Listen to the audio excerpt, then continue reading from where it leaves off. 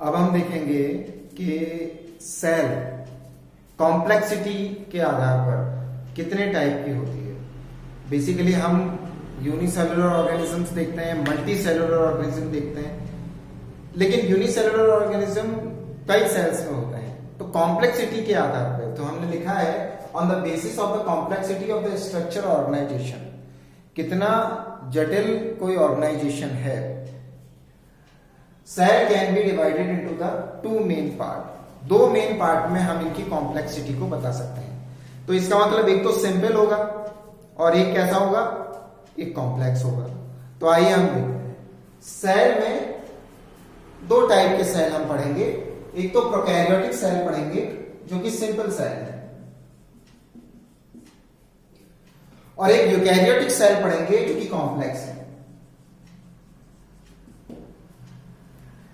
Prokaryotic cell में इसका मतलब अगर हम समझते हैं तो प्रो का मीन्स होता है बिफोर, प्रो का मीन्स बिफोर, और कैरियन ये लैटिन वर्ड्स हैं। कैरियन का मतलब होता है न्यूक्लियस, मतलब न्यूक्लियस जब नहीं था, या न्यूक्लियर मेम्ब्रेन जब नहीं थी, न्यूक्लियर वेल डिफाइंड नहीं होगा, तो उसको हम क्या कहेंगे, प्रोकैरियोटिक सेल कहेंगे। और इसके अंदर जेनेटिक मटेरियल जो होता है वो न्यूक्लियोइड, जो जेनेटिक मटेरियल इसके अंदर होता है उसको हम न्यूक्लियोइड कहते हैं, उसको हम न्यूक्लियोइड कहते हैं। और उसमें डीएनए के साथ में हिस्टोन प्रोटीन नहीं होता। हमें सिर्फ अभी ये ध्यान रखना है कि होता क्या है और क्या नहीं होता है। तो बिफोर न्यूक्लियस जेनेटिक मटेरियल को हम न्यूक्लियोइड कहते हैं और उसमें कोई हिस्टोन प्रोटीन नहीं होगा। और इसके एग्जाम्पल है बैक्टीरिया और साइनोबैक्टीरिया। साइनोबैक्टीरिया का मतलब ब्लू ग्रीन एल्गी, और बैक्टीरिया हम सब जानते हैं क्योंकि कुछ डिजीज करते हैं। और लैक्टोबैसिलस नाम का जो बैक्टीरिया है वो हमारे दूध में, मिल्क में, कर्ड में होता है। ठीक है, तो यहां तक हमने प्रोकैरियोट्स को समझा। अब यूकैरियोटिक जो होते हैं उसके अंदर यू का मतलब होता है ट्रू, तो ट्रू न्यूक्लियस होगा उसके अंदर। क्यों न्यूक्लियस होगा, मतलब उसके ऊपर डबल मेम्ब्रेन होगी, न्यूक्लियर एनवेलप होगा वेल डिफाइंड, और डीएनए के साथ में हिस्टोन प्रोटीन होगा, और साथ में सेल ऑर्गेनेल्स होंगे। यहां पे सेल ऑर्गेनेल्स बहुत कम मात्रा में होंगे या ना के बराबर होंगे, लेकिन यहां सेल ऑर्गेनेल्स होंगे। और इनका एग्जांपल क्या है, plants, animals, protozoa, fungus. Eukaryotes को भी हम दो पार्टों में डिवाइड करते हैं, यूनिसेलुलर और मल्टी सेलुलर। यूनिसेलुलर्स में प्रोटोजोआ आते हैं और मल्टी सेलुलर्स के अंदर फंगस आएंगे, एनिमल्स आएंगे, प्लांट्स आएंगे। तो इस तरीके से हमने रफली एक आइडिया लिया कि स्ट्रक्चर या कॉम्प्लेक्सिटी के आधार पर हम सेल को कितने पार्टों में।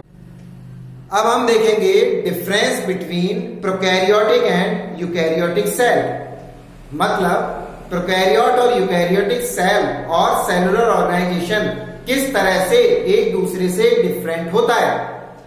और साथ में यह भी हमें पता चलेगा कि किस तरह यूकैरियोटिक सेल सिंगल सेलुलर भी हो सकती है और मल्टी सेलुलर भी हो सकती है, लेकिन प्रोकैरियोटिक सेल सिर्फ और सिर्फ सिंगल सेल के साथ होती है। तो इसे हम रफली देखते हैं कि प्रोकैरियोटिक सेल में ऐसा क्या है।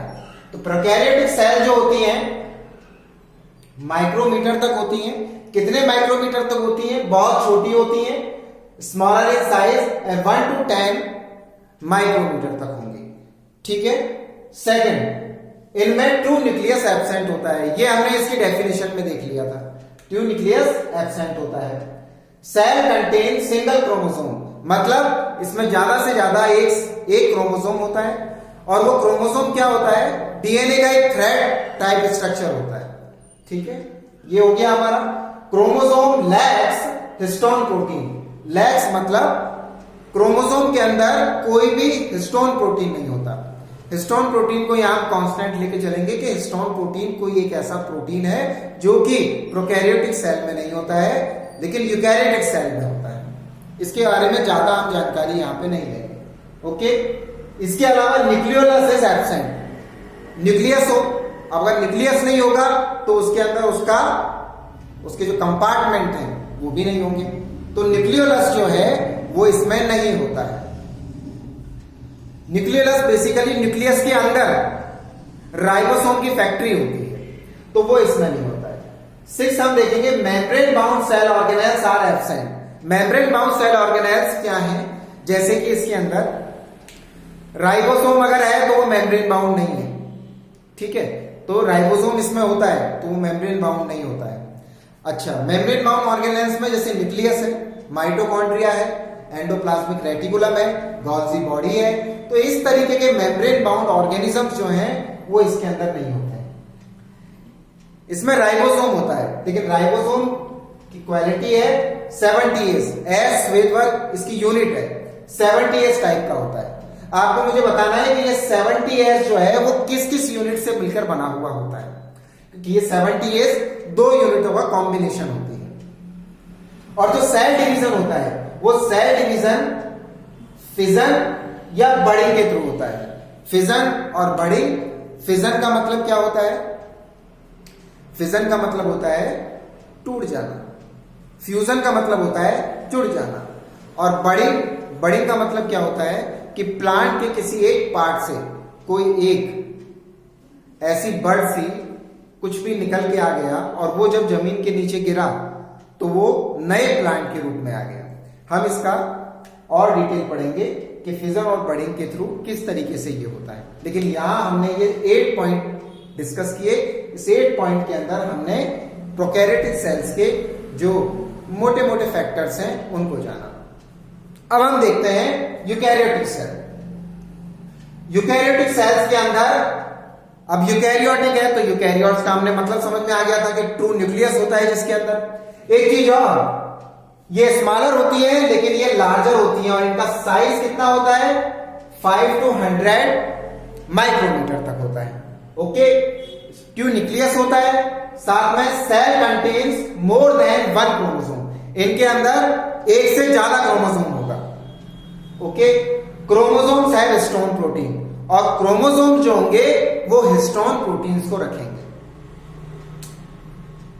Next, nucleolus is present in nucleoplasm. Nucleus है तो न्यूक्लियस के अंदर जो लिक्विड होगा उसे न्यूक्लियोप्लाज्म कहेंगे। सेल है, सेल के अंदर जो लिक्विड है उसे हम साइटोप्लाज्म कहते हैं। तो न्यूक्लियस के अंदर जो होगा उसे न्यूक्लियोप्लाज्म कहेंगे, और न्यूक्लियोप्लाज्म के अंदर ही क्या रहेगा? क्रोमोसोम रहेंगे। न्यूक्लियोप्लाज्म के अंदर ही न्यूक्लियोलस रहेगा। न्यूक्लियोलस राइबोसोम की फैक्ट्री होता है, राइबोसोम बनाता है।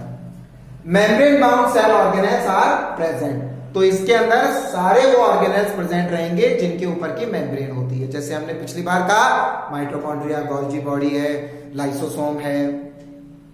लाइसोसोम बेसिकली बैक्टीरिया के अंदर भी पाया जाता है, कि लाइसोसोम सेल ऑर्गेनेल्स वाला मतलब मेम्ब्रेन बाउंड नहीं होता है। तो अच्छा, ribosomes are 70S and 80S type.